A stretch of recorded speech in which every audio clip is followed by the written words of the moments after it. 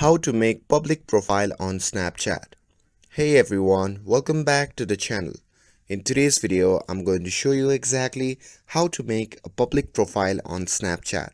Whether you are a creator or just want to share your snaps with a wider audience, this video is for you. So now without further ado, let's get started.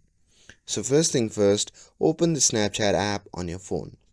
And once you have opened the app, simply tap on the profile icon shown in the top left corner of the screen. And once you are in your profile section, simply tap on Public Profile tab. And here, once you see the interface like this, simply tap on your profile icon, which can be seen in front of your profile name. And after that, you'll be prompted to your gallery. From here, simply select the picture for your profile, and after that, on the pop-up menu, simply tap on confirm, and after that your public profile is now live. And that's it. That's how you can make a public profile on Snapchat. With this, if you found this video helpful, then don't forget to like, share and subscribe to get updated for more videos.